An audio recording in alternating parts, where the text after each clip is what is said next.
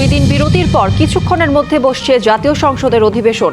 রাষ্ট্রপতির ভাষণের ওপর আলোচনায় অংশ নেবে বিরোধী দল।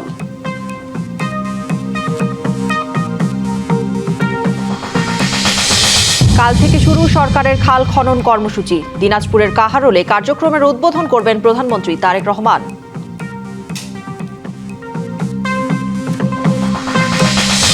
মধ্যপ্রাচ্যে যুদ্ধ, বাংলাদেশের বাণিজ্য নির্ভরতা বাড়ছে ভারত সহ আসিয়ান দেশগুলোর ওপর।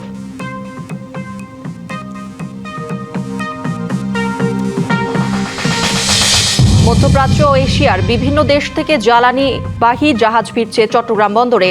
জ্বালানি নিরাপত্তায় ইতিবাচক দেখছেন সংশ্লিষ্টরা। ইরানের সঙ্গে যুদ্ধবন্ধে এখনো সময় আসেনি বললেন ডোনাল্ড ট্রাম্প। হরমুজ প্রণালীতে আন্তর্জাতিক শক্তির উপস্থিতি বাড়ানোর আহ্বান।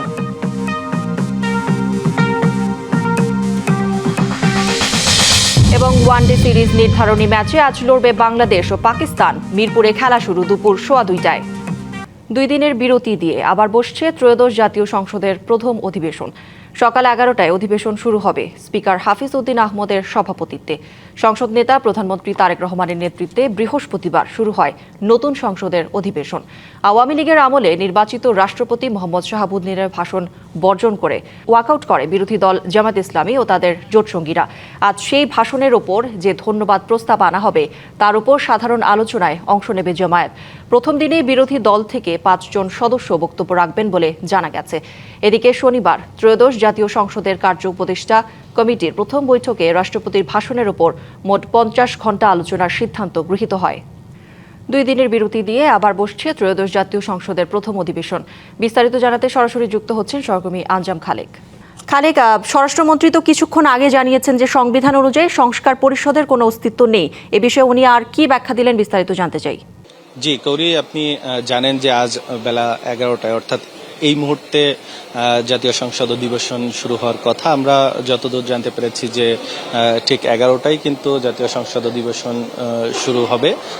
কিছুক্ষণ আগেই স্বরাষ্ট্রমন্ত্রী সালাউদ্দিন আহমেদ যেহেতু আমাদের সঙ্গে কথা বলে গেলেন, তার অর্থাৎ কিছুক্ষণের মধ্যেই শুরু হয়ে যাবে সংসদ অধিবেশন, আমরা এমনটি জানতে পেরেছি। সংসদ অধিবেশনের আগে কিন্তু সালাউদ্দিন আহমেদ আমাদেরকে বলেছেন যে আসলে সংবিধান অনুযায়ী এই সংস্কার পরিষদের অস্তিত্ব নেই। এছাড়াও কিন্তু তিনি আমাদেরকে জানিয়েছেন যে রাষ্ট্রপতি জাতীয় সংসদের অধিবেশন আহ্বান করেছেন, সংবিধান সংস্কার পরিষদের না। অর্থাৎ কিছুক্ষণ সকাল থেকেই কিন্তু এই যে সংবিধান সংস্কার পরিষদ নিয়ে ব্যাপক আলোচনা চলছিল, সেই আলোচনার প্রেক্ষিতেই কিন্তু স্বরাষ্ট্রমন্ত্রী এমন মন্তব্য করেছেন। এবং স্বরাষ্ট্রমন্ত্রী কিন্তু জানিয়েছেন যে এই বিষয়টি কিন্তু এখনো উচ্চ আদালতে বিচারাধীন রয়েছেন, যার কারণে আসলে সেটি নিয়ে তিনি এর বেশি মন্তব্য করতে চাননি। এছাড়া কিন্তু তিনি আমাদেরকে জানিয়েছেন যে স্পিকার ও ডেপুটি স্পিকার যে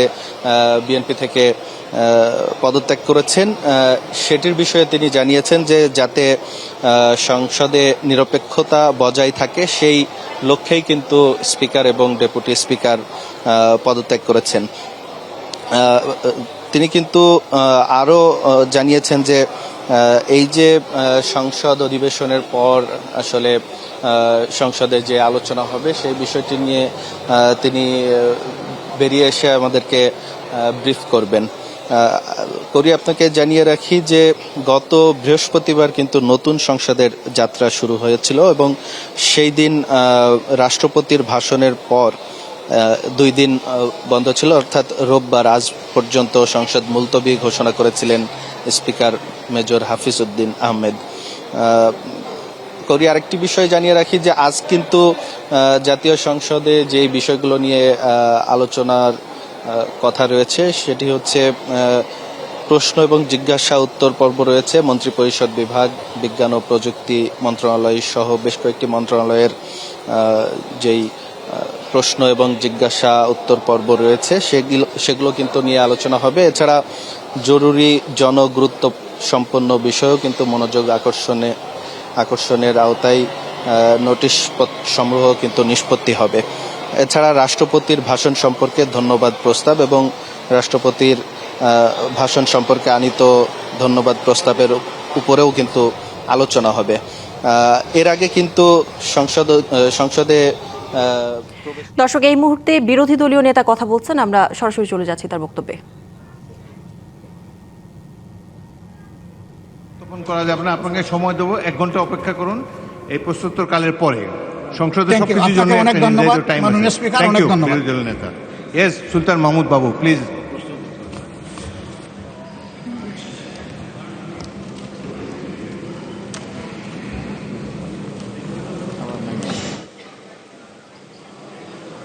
সুলতান মাহমুদ বাবু নাই, আপনি কি প্রশ্ন উত্থাপন করতে চান? আরেকজন সদস্য করুক, আপনি তো চিফ হুইপ। সুলতান মাহমুদ বাবুর পক্ষে অন্য কেউ তারকা চিহ্নিত প্রশ্ন 1 উত্থাপন করতে পারেন? জি, আপনি কি প্রশ্ন উত্থাপন করতে চান? না, প্রশ্ন উত্থাপন করতে চাই না। বিষয়টা এরকমের, মাননীয় স্পিকার, প্রথম প্রশ্ন উত্তর পর্ব হয় সাধারণত যেটা হাউজে হয়, তারপরে 71 বিধি হলে তারপরে এই বিষয়ে সংক্রান্ত বিষয়ে যদি মাননীয় বিরোধী দলের নেতাকে আপনি সময় দেন তখন তিনি আলোচনা করবেন। Please leave that to me, I will give him the right. দ্বিতীয় হলো, কে উত্থাপন করবেন? মাননীয় সদস্যবৃন্দ, জি উত্থাপন করুন। আপনার নামটা বলে নেবেন আগে।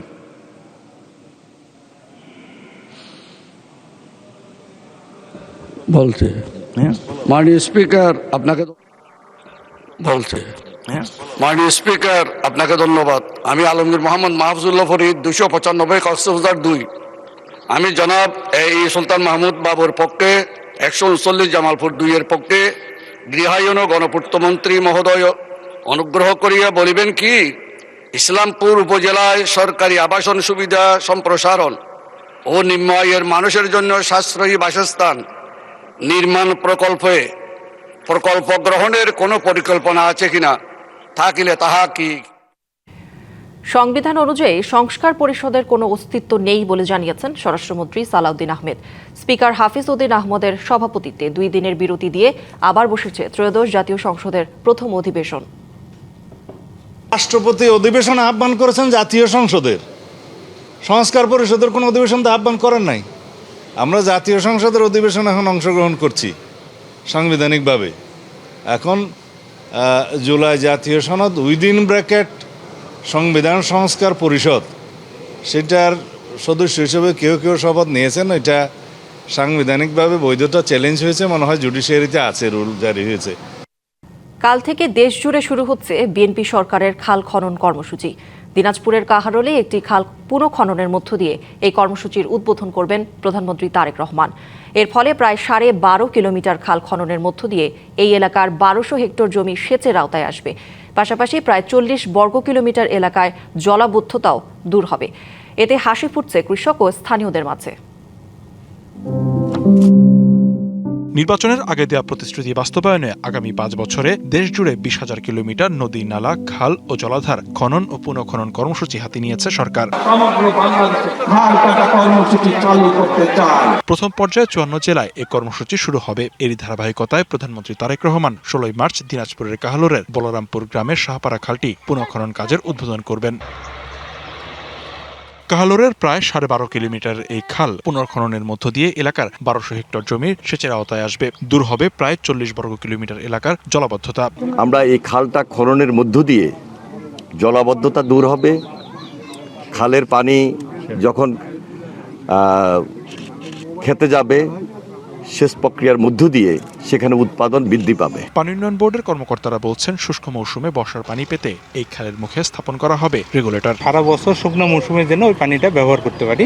এই একই প্রকল্পের আওতায় 6 ভেন্ট রেগুলেটর নির্মাণ করা হবে, সাথে তার যতটুকু অ্যাপ্রোচ রোড সেটাও প্রতিরক্ষা কাজ আকারে করা হবে। এই প্রকল্পের আওতায় কাহালুরের রামচন্দ্রপুর ও মুকুন্দপুর ইউনিয়নের কৃষক সেচ সুবিধা পাবে, বাড়বে উৎপাদন। খালটা করলে আমাদের সুবিধা হবে, একটা মানে পানি থাকবে, ডাঙ্গা জমিলাতে পানি দেওয়ার সুবিধা হবে। ফসল পানি আনতে পারতাম না, অনেক ফসল পানি নষ্ট হয়ে যেত বন্যা হলে। পানি নিষ্কাশনের ব্যবস্থাটা ছিল না, আর এটা খনন করলে দ্রুত পানিটা নিষ্কাশন হবে। একই দিনে একই সঙ্গে আরো 53 জেলার মন্ত্রী, উপদেষ্টা, জাতীয় সংসদের চিফ হুইপ, প্রতিমন্ত্রী, হুইপ ও সংসদ সদস্যরা এই কর্মসূচির উদ্বোধন করার কথা রয়েছে।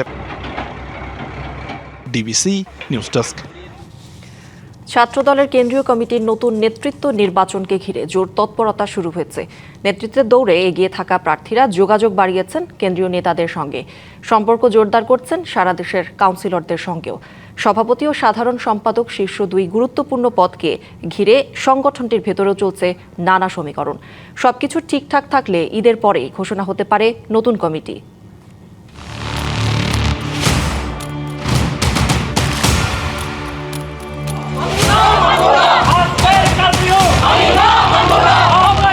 সরকার গঠনের পরই দলের অঙ্গ ও সহযোগী সংগঠনগুলোকে ঢেলে সাজানোর উদ্যোগ নেয় বিএনপি। এরই অংশ হিসেবে ২০২৪ সালের গণঅভ্যুত্থানে গুরুত্বপূর্ণ ভূমিকা রাখা ছাত্র সংগঠন ছাত্রদলের নতুন কেন্দ্রীয় কমিটি গঠনে শুরু হয়েছে তোড়জোড়। ছাত্র সংসদ নির্বাচনে ভরাডুবি সহ নানা কারণে সমালোচনায় ছাত্রদল। উপরন্তু শেষ হয়েছে রাকিব নাসিরের নেতৃত্বাধীন বর্তমান কমিটির মেয়াদ। সিলেকশনের পরিবর্তে কাউন্সিলের মাধ্যমে নতুন নেতৃত্ব চায় নেতাকর্মীরা। নতুন কমিটিতে সভাপতি পদে আলোচনায় আছেন খুরশেদ আলম সোহেল, মঞ্জুরুল আলম রিয়াদ, আমানুল্লাহ আমান, শ্যামল মালুম, এবিএম এজাজুল কবির রুহেল, মামুনুল ইসলাম জিসান। এ দৌড়ে আলোচনায় আরও আছেন বর্তমান কমিটির সাধারণ সম্পাদক নাসির উদ্দিন নাসির নিজেও। তারা বলছেন দলে সক্রিয়, পরীক্ষিত এবং ত্যাগীদের মূল্যায়ন করা হবে। ইতিবাচক রাজনীতিকে ধারণ করে বিশেষ করে শিক্ষার্থী বান্ধব গণতান্ত্রিক মুখী যে রাজনৈতিক ব্যবস্থা, শিক্ষার্থীদের মাঝে সেই রাজনৈতিক ব্যবস্থা ছড়িয়ে দেব। মিথ্যা ফটোকার্ডের বিরুদ্ধে যে রাজনীতি করতে হবে সেটা জাতীয়তাবাদী ছাত্রদলের সবচেয়ে বড় চ্যালেঞ্জ। বা সাধারণ শিক্ষার্থীদের যে আকাঙ্ক্ষার ক্যাম্পাস সঠিকভাবে প্রতিফলিত হবে। ছাত্রলীগ যেভাবে সন্ত্রাস এবং নৈরাজ্যের সংস্কৃতির ছাত্র রাজনীতিতে কায়েম করেছিল, আমরা ক্যাম্পাসগুলোতে একটি শান্তি এবং সৌহার্দ্যের ছাত্র রাজনীতি নিশ্চিত করব। শিক্ষার্থী বান্ধব যেসব কর্মসূচি রয়েছে, তাদের যেসব অধিকার রয়েছে, অধিকার আদায়ের প্রশ্নে আমি ঢাকা বিশ্ববিদ্যালয়ে বিগত 15.5 বছরের অধিক আমি সোচ্চার ছিলাম। এছাড়া মেডিকেল থেকে আলোচনায় আছে ডাক্তার আওয়াল। কমিটি গঠনের ধারাবাহিক প্রক্রিয়া, তবে যারা ট্রমাটাইজ, যারা সাধারণ শিক্ষার্থী, তাদেরকে আমরা যাতে রাজনীতিতে, তারা সকলকে রাজনীতি করতে হবে এমন কোনো কথা নাই, কিন্তু সবাইকে রাজনৈতিকভাবে সচেতন করা এটা আমাদের দায়িত্ব। সাধারণ সম্পাদক পদে সব থেকে বেশি আলোচনায় আছেন বর্তমান কমিটির যুগ্ম সাধারণ সম্পাদক রাজু আহমেদ। এছাড়াও আছেন ফারুক হোসেন, গণেশ চন্দ্র রায় সাহস, নাহিদুজ্জামান শিপন, মিনহাজ আহমেদ প্রিন্স, তারিকুল ইসলাম তারেক এবং আবু হান্নান তালুকদার। মিছিলের সামনের সারি নেতৃবৃন্দের পাশাপাশি তার সকলের মতামতের ভিত্তিতে আগামীর যে ছাত্র রাজনীতি, যে ছাত্র দলের যে কমিটি আসবে সেটি পরিচালিত হবে। সংগঠনকে ঢেলে সাজানো, শিক্ষার্থীদের মাঝে ছাত্র দলের আস্থা বৃদ্ধি করা ভালো কাজের মাধ্যমে এবং নতুন নেতৃত্ব সৃষ্টি করা। সুপার 5-এর দৌড়ে পিছিয়ে নেই বেসরকারি বিশ্ববিদ্যালয়ও। একটি প্রাণের দাবি বেসরকারি বিশ্ববিদ্যালয়ের শিক্ষার্থীদের প্রতিনিধি থেকে একজন যাতে বাংলাদেশ জাতীয়তাবাদী ছাত্রদলের কেন্দ্রীয় সংসদে নেতৃত্বে আনা হয়। ছাত্রদল নেতারা বলছেন ক্যাম্পাসগুলোতে শিক্ষার্থীদের স্বার্থ রক্ষা এবং সুরক্ষা নিশ্চিতের রাজনীতি এখন সময়ের দাবি। ছাত্রদলের আগামী নেতৃত্ব সে পথে হাঁটতে অঙ্গীকারবদ্ধ। Partha Saha, DBC news, Dhaka. মধ্যপ্রাচ্য যুদ্ধের কারণে বাংলাদেশের বাণিজ্য নির্ভরতা বাড়ছে ভারতসহ আসিয়ান দেশগুলোর ওপর। ব্যবসায়ীরা বলছেন সমুদ্র ও আকাশপথে পণ্য আমদানি রপ্তানির হাব মধ্যপ্রাচ্য হওয়ায় দেশের শিল্প খাতে যুদ্ধের প্রভাব পড়েছে। যুদ্ধের প্রেক্ষাপটে জাহাজ চলাচল ও বন্দর ব্যবহার সীমিত হওয়ায় সময় ও ভাড়া বৃদ্ধির সঙ্গে সঙ্গে বাড়ছে সরবরাহ চেনে অনিশ্চয়তা। আর এসব সমস্যা থেকে উত্তরণে ব্যবসায়ীরা এখন নিরাপদ ও নিশ্চিত উৎস হিসেবে ভারতসহ আসিয়ান দেশগুলোর দিকে ঝুঁকছে। বাংলাদেশে তৈরি পোশাক শিল্পের কাঁচামালের বড় একটি অংশ তুলা আসে লাতিন আমেরিকা, আফ্রিকা, আমেরিকার পাশাপাশি ভারত থেকেও। একইভাবে জ্বালানির বড় অংশ আসে মধ্যপ্রাচ্য থেকে। কিন্তু যুদ্ধের প্রেক্ষাপটে আমদানি রপ্তানির বৃহৎ হাব মধ্যপ্রাচ্য স্থবির হওয়ায় শিল্প খাতে প্রভাব পড়েছে। ঝুঁকি নিয়ে অনেকেই তাদের কার্গোগুলো মুভ করছে, সেক্ষেত্রে ভাড়া অনেক বেশি চাচ্ছে, অনেক ভাড়া বেড়ে গিয়েছে। লজিস্টিক্স এর পোর্ট যেহেতু লিমিটেড হয়ে গিয়েছে, পোর্টের হ্যান্ডেলিং কস্ট বেড়ে গিয়েছে এবং অন্যদিকে হচ্ছে সময় কালক্ষেপণ হচ্ছে প্রচুর। আমরা দেখতে পাচ্ছি কখনো কোনো জাহাজ ছাড়ছে, কখনো কোনো জাহাজ ছাড়ছে না, কোনো ফ্লাইট উঠছে, কোনো ফ্লাইট উঠছে না। তো সবকিছু মিলিয়ে যে একটা টাইমের লস, এই টাইম কিন্তু কমোডিটির প্রাইসকে বাড়িয়ে দেয়। যুদ্ধ কতদিন চলবে সেটাও অনিশ্চিত। আবার এরই মধ্যে মধ্যপ্রাচ্যের তেলের অবকাঠামো সহ অর্থনীতি ক্ষতিগ্রস্ত। যুদ্ধ থেমে গেলেও এসব ক্ষত কাটিয়ে উঠে স্বাভাবিক হতে সময় লাগবে বলছেন গবেষকরা। তাদের আরো জ্বালানি আমদানি করতে হবে, তার কারণ এই মধ্যপ্রাচ্যে যুদ্ধ কখন থামে এবং আসলে এই তেল পরিশোধনাগার সেগুলো কবে ঠিক হয় এবং যে পোর্টগুলো ক্ষতিগ্রস্ত হয়েছে তো সেগুলা উঠে দাঁড়ালে তখন আমরা স্বাভাবিকভাবে আমদানি করতে পারবো এই জ্বালানি পণ্য। তো এই বাকি সময়টার জন্য আমরা আমাদের যদি আমদানি ভারত থেকে করি তাহলে ইমিডিয়েটলি আমরা পাবো। বিশ্ব সরবরাহ ব্যবস্থায় অনিশ্চয়তার মুখে ইউরোপ, আমেরিকা, মধ্যপ্রাচ্য, আফ্রিকার সঙ্গে আমদানি রপ্তানিতে বাধার মুখে ব্যবসায়ীরা। এখন বিকল্প ও নিশ্চিত পথ হিসেবে ভারতসহ আসিয়ান দেশগুলোর সঙ্গে বাণিজ্য নির্ভরতা বৃদ্ধির কথাও বলা হচ্ছে। শুধু ভারত বললে হবে না, আমাদের এইদিকে আসিয়ান কান্ট্রিতে বা এশিয়া প্যাসিফিকে অন্য যে সকল রাষ্ট্র দেশগুলো আছে, যে যেটাতে ভালো করছে র মেটেরিয়ালে, তাদের সবার সাথে কিন্তু আমাদের এই সুযোগ একটা ব্যবসা বৃদ্ধির বা ব্যবসায়িক রিলেশনটাকে আরো স্ট্রেংথেনিং করার, আরো শক্তিশালী করার একটা সুযোগ তৈরি হয়েছে। আমাদের সবচেয়ে বড় যে রপ্তানির জায়গা সেটা হচ্ছে আমাদের মার্কিন যুক্তরাষ্ট্র, কানাডা এবং ইউরোপিয়ান ইউনিয়ন। কিন্তু তাদের কাছে আমরা যে পণ্যগুলো রপ্তানি করি, তো সেগুলোর যে কাঁচামাল, মধ্যবর্তী পণ্য বা মেশিনারি, সেগুলো কিন্তু আসছে কিন্তু মূলত চীন থেকে এবং এরপরে ভারত থেকে। তো চীন এবং ভারতের সঙ্গে আমাদের বাণিজ্যিক সম্পর্ক, সেটা তো সবচেয়ে বড় সম্পর্ক।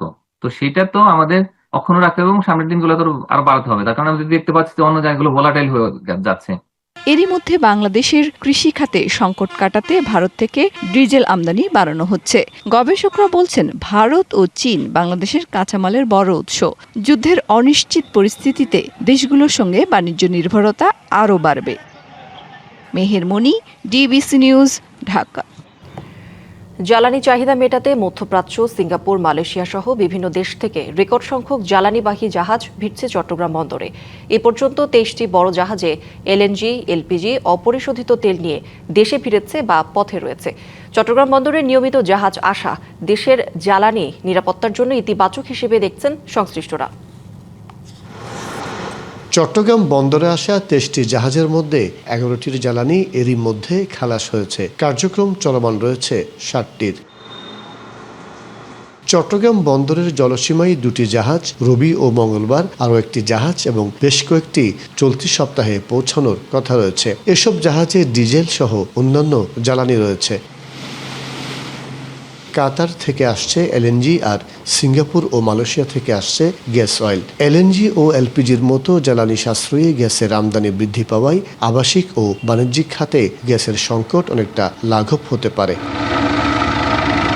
জ্বালানি নিয়ে আসা জাহাজগুলো থেকে দ্রুত খালাসের জন্য সমন্বয় করা হচ্ছে জানান বন্দর কর্মকর্তারা। বাংলাদেশ পেট্রোলিয়াম কর্পোরেশনের যে সেন্ট্রাল মনিটরিং সেল রয়েছে, সেই সেলের সাথে আমরা প্রতিনিয়ত যোগাযোগ রাখছি।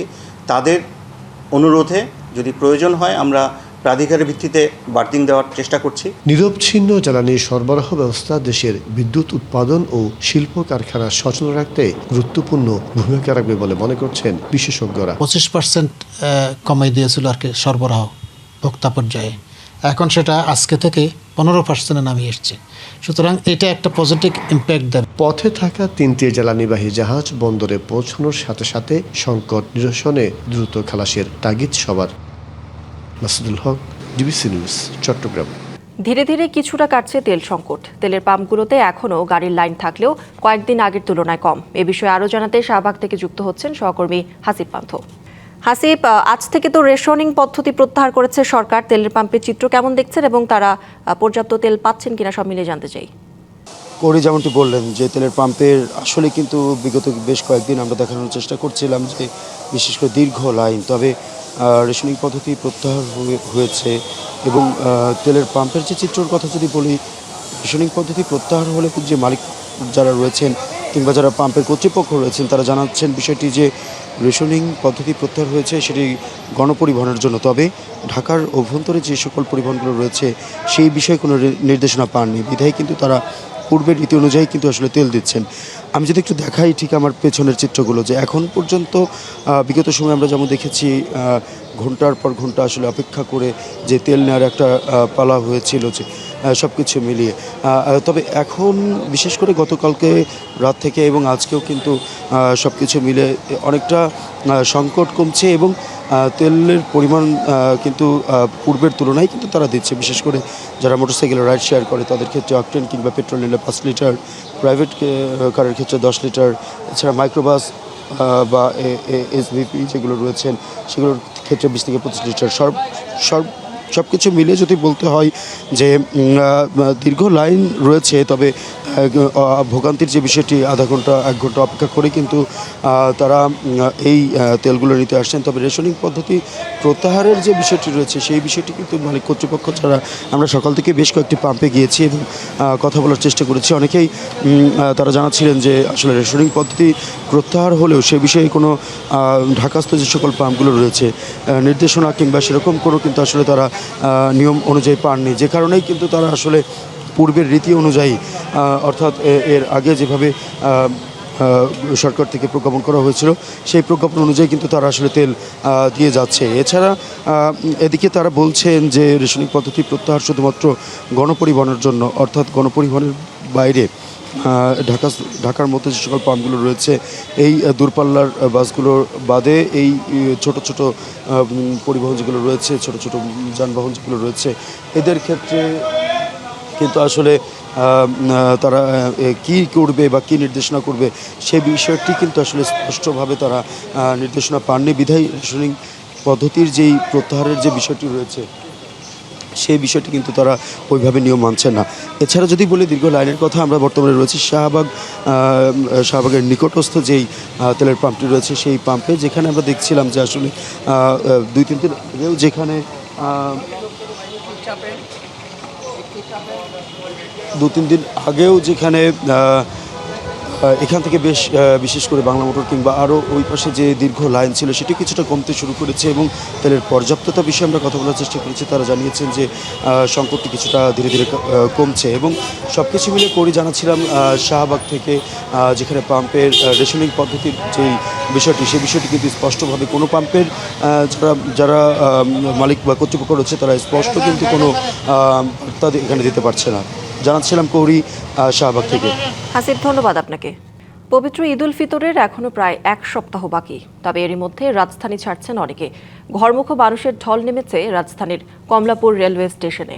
রবিবার সকাল 10টা পর্যন্ত কমলাপুর রেল স্টেশন থেকে চট্টগ্রাম, খুলনা, রাজশাহী ও সিলেট সহ বিভিন্ন রুটে ছেড়ে গেছে 18টি ট্রেন। যাত্রীরা বলছেন ঈদের আগ মুহূর্তে অতিরিক্ত ভিড় ও সম্ভাব্য ভোগান্তি এড়াতে অনেকেই আগে ভাগে বাড়ির পথে রওনা দিয়েছেন।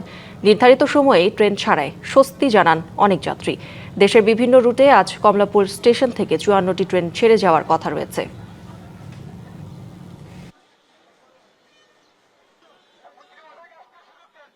ভাড়া এখনো পর্যন্ত বাড়েনি, ভাড়ার সুযোগ নেই, অগ্রিম টিকিট বহাল আছে।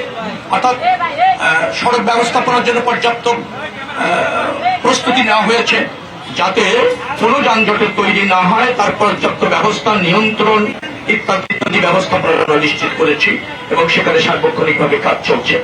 প্রধানমন্ত্রী তারেক রহমানের রাজনৈতিক উপদেষ্টা ও বিএনপির স্থায়ী কমিটির সদস্য মির্জা আব্বাসকে উন্নত চিকিৎসার জন্য সিঙ্গাপুর নেওয়া হচ্ছে। দুপুর 12টায় এয়ার অ্যাম্বুলেন্সে করে তাকে দেশের বাইরে নেওয়ার কথা রয়েছে।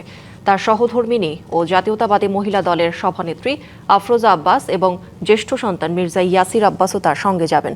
শুক্রবার রাজধানীর এভারকেয়ার হাসপাতালে মির্জা আব্বাসের মস্তিষ্কে অস্ত্রোপচার করা হয়। এরপর থেকে তিনি চিকিৎসকদের নিবিড় পর্যবেক্ষণে রয়েছেন। গেল বৃহস্পতিবার ইফতারের সময় হঠাৎ জ্ঞান হারিয়ে ফেলেন মির্জা আব্বাস। পরিস্থিতির অবনতি ঘটলে তাকে রাজধানীর এভারকেয়ার হাসপাতালে ভর্তি করা হয়। যেমনটা বলছিলাম, প্রধানমন্ত্রীর রাজনৈতিক উপদেষ্টা ও বিএনপির স্থায়ী কমিটির সদস্য মির্জা আব্বাসকে উন্নত চিকিৎসার জন্য সিঙ্গাপুর নেওয়া হচ্ছে। বিস্তারিত জানাতে সরাসরি যুক্ত হচ্ছেন সহকর্মী জাকারিয়া খান। জাকারিয়া, মির্জা আব্বাসের বর্তমান শারীরিক অবস্থা নিয়ে কিছু জানতে পেরেছেন কিনা এবং তাকে কখন নেওয়া হতে পারে সিঙ্গাপুরের উদ্দেশ্যে, সব মিলে জানতে চাই। জি কৌরি, আমি এই মুহূর্তে রয়েছি রাজধানীর এভারকেয়ার হাসপাতালে যেখানে মির্জা আব্বাস ছিলেন। তবে তাকে বহনকারী যে অ্যাম্বুলেন্সটি সেটি কিন্তু কিছুক্ষণ আগেই রাজধানীর এভারকেয়ার থেকে বের হয়ে ইতিমধ্যে এয়ারপোর্টে পৌঁছে গিয়েছে, যেখানে কিনা তাকে সিঙ্গাপুরে নিয়ে যাওয়ার উদ্দেশ্যে সকাল 9টা 10 মিনিটে একটি এয়ার অ্যাম্বুলেন্স অবতরণ করে এবং সেটি সেখানে রয়েছে। এবং আমরা যতদূর জানতে পেরেছি যে ঠিক বেলা 12টায় তাকে শাহজালাল আন্তর্জাতিক বিমানবন্দর থেকে নিয়ে এয়ার অ্যাম্বুলেন্সটি সিঙ্গাপুরের উদ্দেশ্যে যাত্রা শুরু করবে। এবং আমি যদি বলি যে মির্জা আব্বাস তিনি কিন্তু গত বৃহস্পতিবার যেমন জানাচ্ছিলেন যে তিনি অসুস্থ হয়ে যাওয়ায় তাকে রাজধানীর এভারকেয়ার হাসপাতালে ভর্তি করা হয়। তারপরে কিন্তু তাকে তার সিটি স্ক্যান করা হয় এবং সেখানে তার অবস্থার খারাপ দেখলে কিন্তু তাকে সেখানে একটি ভার্চুয়াল মেডিকেল বোর্ড গঠন করা হয়েছিল। সেই মেডিকেল বোর্ডের সিদ্ধান্ত অনুযায়ী গেল শুক্রবার তার মস্তিষ্কে 2টি অস্ত্রোপচার করা হয় এবং তারপর থেকেই কিন্তু তিনি নিবিড় পর্যবেক্ষণে ছিলেন।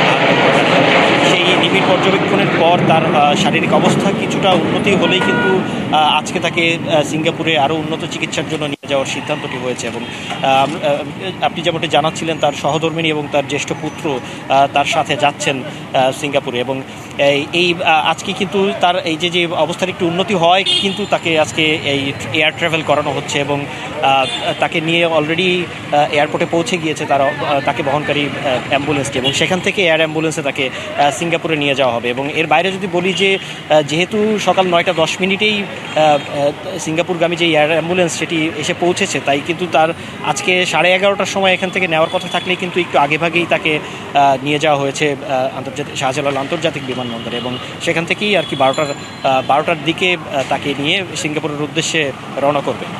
তো কৌরি, আমার কাছে মির্জা আব্বাসের বিদেশ যাত্রা নিয়ে এটুকু ছিল সর্বশেষ। কৌরি। জাকারিয়া, ধন্যবাদ আপনাকে। গ্লুকোমা রোগে আক্রান্ত ব্যক্তি চিরতরে দৃষ্টি হারাতে পারেন। দেশের 20 লাখ মানুষ এই রোগে ভুগছেন বলে জানিয়েছেন চক্ষু বিশেষজ্ঞ চিকিৎসকরা। বিশ্ব গ্লুকোমা সপ্তাহ উপলক্ষে আয়োজিত এক অনুষ্ঠানে কথা জানান চিকিৎসকেরা। বাংলাদেশ গ্লুকোমা সোসাইটির উদ্যোগে রাজধানীর সোবহানবাগে এক অনুষ্ঠানের আয়োজন করা হয়। বক্তারা বলেন, 40 বছর বয়সের পর থেকে গ্লুকোমায় আক্রান্তের ঝুঁকি সবচেয়ে বেশি। মানুষের শরীরে যেমন ব্লাড প্রেশার বা রক্তচাপ থাকে, তেমনি চোখেরও প্রেশার আছে। এই প্রেশার যখন 21 মিলিমিটারের উপরে চলে যায়, তখন চোখের ভেতরে এক ধরনের চাপ সৃষ্টি হয়। বক্তারা গ্লুকোমা রোগের গণসচেতনতা বৃদ্ধির লক্ষ্যে গণমাধ্যমকে অগ্রণী ভূমিকা রাখার আহ্বান জানান। তারা গ্লুকোমা প্রতিরোধে সকলের সমন্বিত প্রচেষ্টা কামনা করেন। যুদ্ধবন্ধে ইরানের সাথে আলোচনার প্রস্তাব প্রত্যাখ্যান করেছেন মার্কিন প্রেসিডেন্ট ডোনাল্ড ট্রাম্প। একই সাথে গুরুত্বপূর্ণ সমুদ্রপথ হরমুজ প্রণালীতে আন্তর্জাতিক শক্তির উপস্থিতি বাড়ানোর আহ্বান জানিয়েছেন তিনি। এদিকে ইসরায়েলের অব্যাহত হামলায় ইরানের ইস্পাহান ও লেবাননে হতাহতের ঘটনা ঘটেছে। ইরানের খার্গ দ্বীপে হামলার পর ইসরায়েল ও মার্কিন ঘাঁটি লক্ষ্য করে ক্ষেপণাস্ত্র হামলা চালিয়েছে তেহরানও। যুদ্ধ দীর্ঘায়িত হওয়ার সাথে সাথে মধ্যপ্রাচ্যে পরিস্থিতিও জটিল হচ্ছে। ইরানের খার্গ দ্বীপে যুক্তরাষ্ট্রের হামলার পর ইসরায়েল ও মার্কিন ঘাঁটিতে নতুন করে ক্ষেপণাস্ত্র হামলা চালিয়েছে তেহরান। এদিকে হামলার পর হামলা চালিয়ে নিজেদের শক্তির জানান দিচ্ছে লেবাননের সশস্ত্র গোষ্ঠী হিজবুল্লাহ। শনিবার রাতে ইসরায়েলের আবিবিম বেরাকে সেনাদের লক্ষ্য করে ব্যাপক ক্ষেপণাস্ত্র হামলা চালায় গোষ্ঠীটি। হিজবুল্লাহর দাবি, ইসরায়েলের 47টি স্থানে হামলা চালিয়েছে তারা। ছাড় দিচ্ছে না যুক্তরাষ্ট্র ইসরায়েলও। ইরানের সামরিক লক্ষ্যবস্তুতে হামলা চালিয়েছে যুক্তরাষ্ট্র। মার্কিন সেন্ট্রাল কমান্ড হামলার ভিডিও প্রকাশ করেছে। এছাড়া ইরানি মহাকাশ সংস্থার প্রাথমিক গবেষণা কেন্দ্র ও আকাশ প্রতিরক্ষা ব্যবস্থা উৎপাদন কারখানাতে হামলার দাবি করেছে আইডিএফ। ইস্পাহানে ইসরায়েলি ক্ষেপণাস্ত্র হামলায় হতাহত হন বেশ কয়েকজন। হামলায় হতাহতের ঘটনা ঘটে দক্ষিণ লেবাননেও। এদিকে যুদ্ধ আরও দীর্ঘায়িত করার ইঙ্গিত দিলেন মার্কিন প্রেসিডেন্ট ডোনাল্ড ট্রাম্প। ইরান চুক্তি করতে আগ্রহ দেখালেও তা প্রত্যাখ্যান করেছেন তিনি। প্রস্তাব সন্তোষজনক নয় বলেও মন্তব্য করেন ট্রাম্প। ইরানের নতুন সর্বোচ্চ নেতা মোস্তাবা খামেনির অবস্থান নিয়েও সন্দেহ প্রকাশ করেন তিনি। অন্যদিকে এক বার্তায় চীন, যুক্তরাজ্য, ফ্রান্স, জাপান ও দক্ষিণ কোরিয়াকে হরমুজ প্রণালীতে যুদ্ধজাহাজ পাঠানোর আহ্বান জানান ট্রাম্প। এই আহ্বানের পর ওয়াশিংটনের চীনা দূতাবাসের এক মুখপাত্র সরাসরি যুদ্ধজাহাজ পাঠানোর বিষয়টি প্রত্যাখ্যান করেন। অন্যদিকে যুক্তরাজ্য নতুন করে কোনো যুদ্ধজাহাজ মোতায়েন করবে কিনা সে বিষয়ে সুনির্দিষ্ট কোনো প্রতিশ্রুতি দেয়নি। খান মোহাম্মদ মুকুল, ডিবিসি নিউজ ডেস্ক। সিরিজ নির্ধারণী তৃতীয় ওয়ানডেতে আজ মুখোমুখি বাংলাদেশ পাকিস্তান। টাইগার একাদশে একাধিক পরিবর্তনের সম্ভাবনা। সৌম্য ও শরীফুল সুযোগ পেতে পারেন দলে। মিরপুর স্টেডিয়ামে ম্যাচ শুরু দুপুর 2:15টায়। প্রথম ম্যাচে বাংলাদেশের দাপটে পাকিস্তান অল আউট 114তে। দ্বিতীয় ওয়ানডেতে টাইগারদেরও 114তে গুটিয়ে দিয়ে প্রতিশোধ নিল অতিথিরা। রানআউট বিতর্ক আড়াল করেছে স্বাগতিকদের ব্যাটিংয়ের দৈন্যদশা। হতশ্রী পারফরম্যান্সে মিরাজ লিটনরা পাকিস্তানকে সুযোগ করে দিয়েছে সিরিজে ফেরার। দল বিশ্রামে থাকলেও শান্ত ছুটে এসেছেন মাঠে। বাকিদের চেয়ে ব্যতিক্রম টেস্ট অধিনায়ক। রানে ফেরাই যেন মূল লক্ষ্য। প্রথম ওয়ানডেতে 27, দ্বিতীয় ম্যাচে আউট 0তে। জয়ের ভিত গড়ে দিতে শান্তকে নিতে হবে দায়িত্ব। অফ ফর্মে থাকা সাইফকে নিয়েও চিন্তিত ম্যানেজমেন্ট। মিডল অর্ডারে স্থিরতা আনতে এগিয়ে আসতে হবে হৃদয়কেও। চিরচেনা স্পিনিং কন্ডিশনে সিরিজ জেতার পরিবর্তে স্পোর্টিং উইকেটে খেলার সাহস দেখাতে চায় বাংলাদেশ। সিরিজ নির্ধারণী তৃতীয় ওয়ানডেতে ব্যাটিংয়ে বাড়তি গুরুত্ব দিতে হবে টাইগারদের। রৌফ, শাহিন, ওয়াসিমদের পেস অ্যাটাক সামলাতে কৌশলী হতে হবে বাংলাদেশের ব্যাটারদের। দ্বিতীয় ওয়ানডের হার ভুলে যেতে হবে। বিশ্বাস রাখতে হবে সিরিজ জেতা সম্ভব। আমাদের সামর্থ্য আছে, সেটা প্রথম ম্যাচেই প্রমাণিত।